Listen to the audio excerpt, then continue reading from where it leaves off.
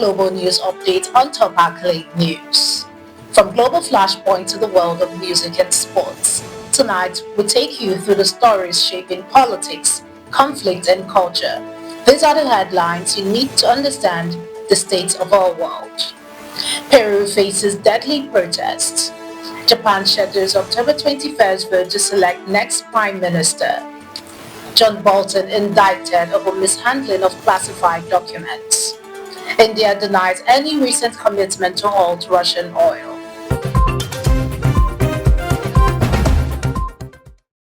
Starting with Latin America's latest flashpoint. At least one person was killed and dozens of police officers injured during nationwide protests in Peru against newly inaugurated President Jose Jeri, who assumed office just days following the ouster of the former president.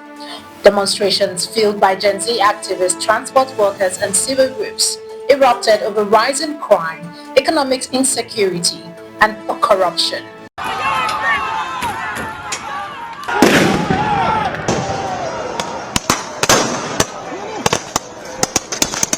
With clashes outside Congress in Lima involving tear gas, fireworks and rocks, Jeri announced a state of emergency in Lima and plans for prison and police reforms, seeking expanded legislative power to tackle public safety. The unrest underscores the volatile state of the presidency, proving that inheriting power in a crisis is easier than stabilizing a nation in turmoil.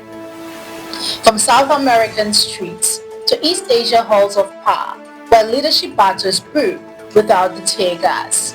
Japan's lower house scheduling committee has agreed to hold a parliamentary vote on October 21st to select the country's next prime minister. While the LDP proposed the date, opposition parties have objected, citing ongoing coalition negotiations, including efforts to secure support from the right-leaning Japan Innovation Party. The new prime minister will face a packed diplomatic calendar, including international summits in Malaysia and South Korea, as well as a planned visit with US President Donald Trump. The vote underscores a historic moment in Japanese politics, proving that breaking glass ceilings often requires as much strategic coalition building as it does bold ambition. Meanwhile, in Washington, politics make national security. Former U.S. National Security Advisor John Bolton has been indicted on 18 counts for allegedly keeping top-secret documents at home and sharing diary-style notes containing classified materials with family members. Prosecutors allege that some of the information was exposed when Iranian-linked operative hacked Bolton's email, potentially compromising U.S. intelligence. The case comes amid concerns that the Justice Department may be selectively pursuing political opponents. Bolton called the charges part of Trump's intensive effort to intimidate his opponent, while career national security prosecutors emphasized the seriousness of the allegations. The indictment underscores a tense intersection of politics and national security. Halfway across the globe, diplomacy and trade are under the microscope. India's Ministry of External Affairs has denied knowledge of a conversation between Prime Minister Narendra Modi and US President Donald Trump on October 15th, in which Trump claimed Modi pledged to stop buying Russian oil.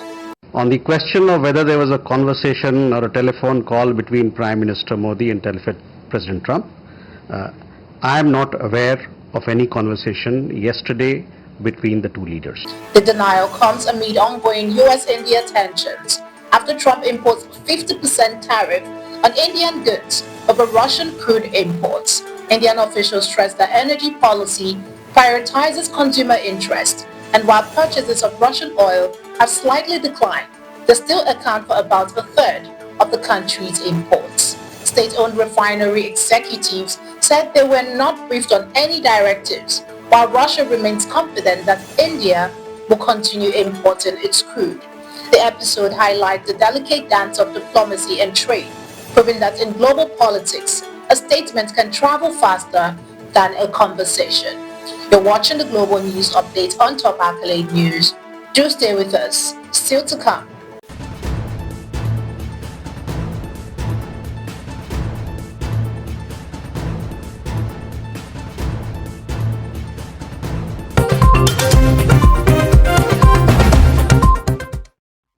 Thanks for staying with us.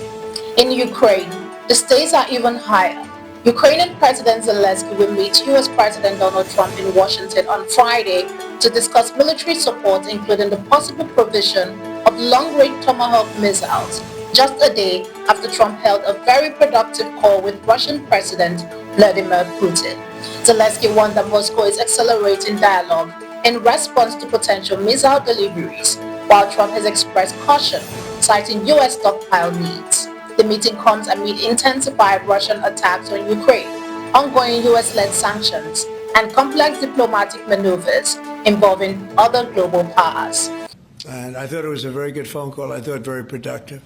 But I'll be meeting with President Putin, and we'll make a determination. Tomorrow I'm meeting with President Zelensky, and I'll be telling him about the call. As Trump balances his rapport with Putin and Zelensky's requests, the high-stakes negotiation illustrates that in modern warfare, the path to peace is often as volatile as the battlefield itself. As grief and anger ripple across Israel, the partial return of hostages' bodies casts a stark light on the fragile ceasefire and the high human cost of the ongoing conflict in Gaza. Israeli Prime Minister Benjamin Netanyahu has vowed to continue Israel's fight against terrorism with full force, following the partial return of dead hostages by Hamas. 2 more bodies were handed over, bringing the total return to 9 of 28, while 19 remain missing, fueling public anger and prompted Israel to threaten restriction on aid into Gaza. The US downplayed concerns of ceasefire breaches, citing Hamas cooperation and the scale of destruction.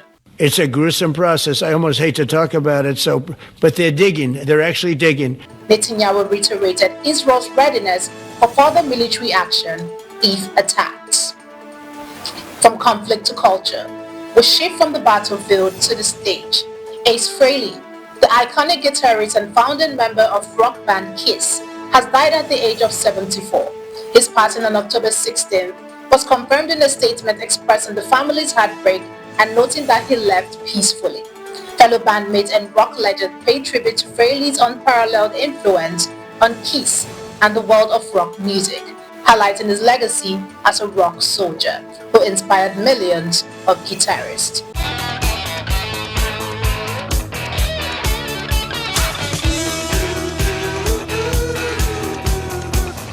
Fans worldwide have also flooded social media with memories of the guitarist who helped define an era. Ace Frehley's music reminds us that legends never truly fade. They resonate in every riff and every stage they once set ablaze. And finally, in the world of sports, retired German defender Jerome Boateng's planned coaching internship at Bayern Munich has sparked opposition from fans due to his 2024 guilty verdict for premeditated bodily harm against a former partner, who resulted in a suspended fine and warning. Boateng, who played for Bayern from 2011 to 2021 and helped the club secure 9 Bundesliga titles and 2 Champions League trophies, said he had cleared the move but had not yet started a date. An online petition demanding he be barred from returning to the club has gathered nearly 2,000 signatures, reflecting ongoing public concerns over the incident. The controversy highlights the difficult balance between recognizing sporting achievement and holding public figures accountable, proving that a legacy on the field cannot erase misdeeds or fates. From global crisis to cultural milestones and the complex world of sport, this story reminds us that human decisions ripple far beyond headlines. In a fast-moving world, our responsibility is to stay informed, to question, and to remember that every story at its heart is about people navigating uncertainty, ambition, and consequences. For Top Accolade News, I'm Ojarume Okucha. Do have a wonderful day and keep watching the global news updates on Top Accolade News.